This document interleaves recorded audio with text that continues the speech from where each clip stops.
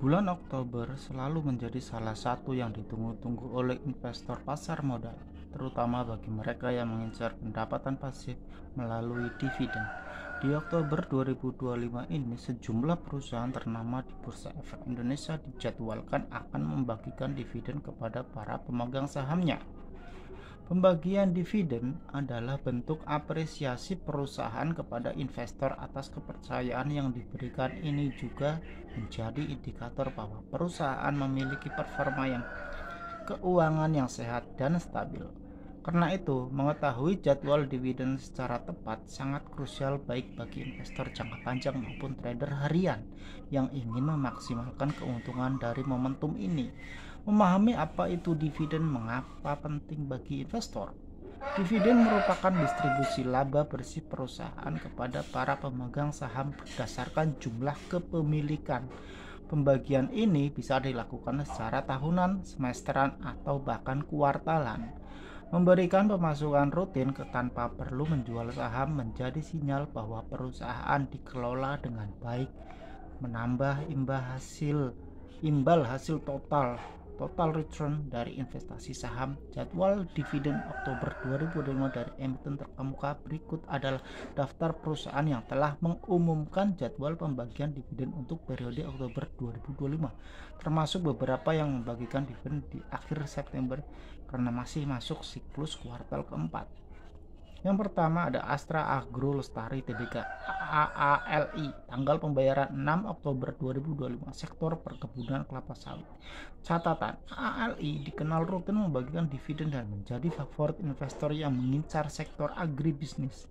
Cisadane Sawit Raya Tbk, kode CSRA, tanggal pembayaran 8 Oktober, sektor perkebunan. Dividen CSRA bisa menjadi alternatif bagi investor yang mencari emiten sawit dengan valuasi menarik. Kemudian ada United Tractor UNTR, tanggal pembayaran 9 Oktober 2025, sektor alat berat dan pertambangan. UNTR kerap mencetak laba besar dan punya track record pembagian dividen yang solid. Strategi memanfaatkan jadwal dividen. Mengetahui kapan dividen dibagikan bukan hanya soal mencatat tanggal. Investor yang cerdas akan mengintegrasikan informasi ini ke dalam strategi portofolio. Tips investasi dividen: pahami cum date dan ex date.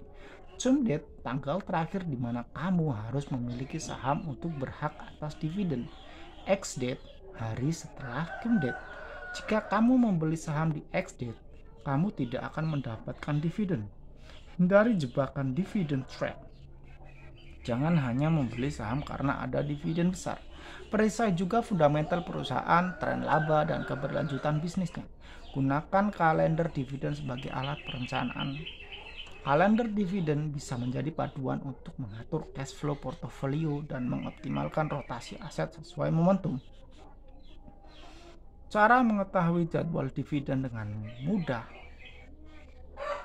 Jangan tunggu media mengumumkan dividen baru. Kini, investor bisa memantau langsung informasi jadwal dividen melalui situs resmi emiten.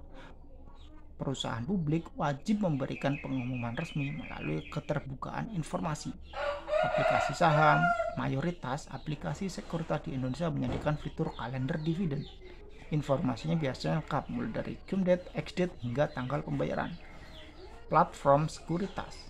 Beberapa perusahaan sekuritas memberikan notifikasi otomatis yang sangat membantu investor tetap update tanpa harus mencari secara manual.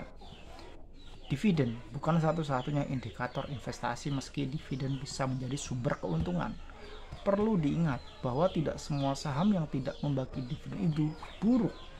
Banyak perusahaan bertumbuh growth stock yang memilih menahan laba untuk ekspansi. Kapan harus fokus ke dividen? Saat pasar sedang sideways atau bearish. Jika kamu butuh cash flow dari investasi untuk diversifikasi dari capital gain, penutup Oktober 2025 menghadirkan peluang menarik bagi investor yang ingin memetik hasil dari saham-saham yang produktif. Dari sektor perkebunan hingga industri, alat berat, dan konsumsi. Emiten-emiten yang dijadwalkan membagikan dividen di bulan ini menunjukkan kinerja keuangan yang layak diapresiasi. Namun, seperti biasa, bijaklah dalam menyusun strategi. Dividen bisa menjadi bagian dari strategi pasif yang menguntungkan, asalkan disertai dengan analisis menyeluruh.